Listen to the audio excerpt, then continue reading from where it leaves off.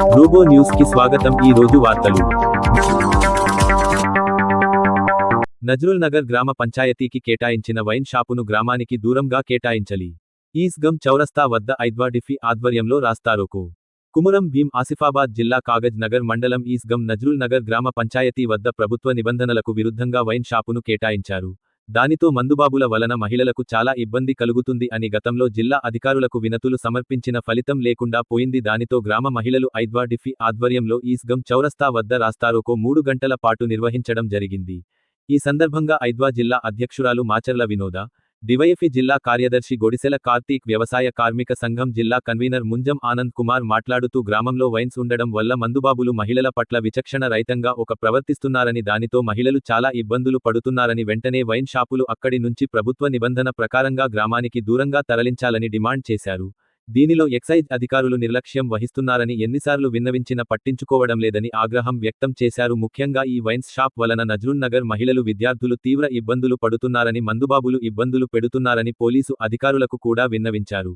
అయినా కూడా ఇటు ఎక్సైజ్ అధికారులు, పోలీస్ అధికారులు పట్టించుకోవడం లేదు. వెంటనే వైన్స్ ను గ్రామానికి దూరంగా కేటాయించాలని ఎక్సైజ్ శాఖను డిమాండ్ చేశారు. అనంతరం ఉధృతం కావడం, పోలీసుల నాయకుల మధ్య ఉధృత వాతావరణం కొనసాగింది. అనంతరం నాయకులని, మహిళలను సంజయించి వినతి పత్రం ఎస్ఐ తీసుకున్నారు.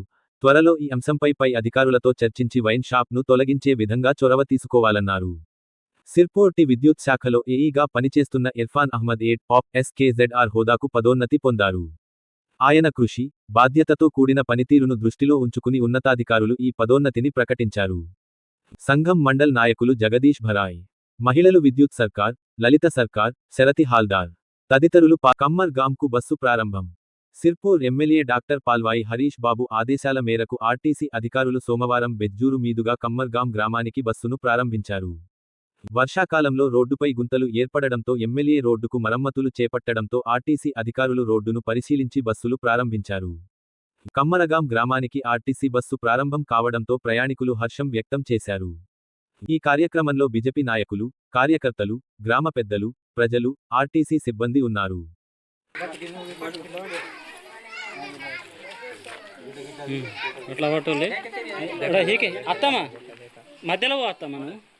ఏ వస్తామని మధ్యలో పోమా ఇడు వస్తామా ఓకే.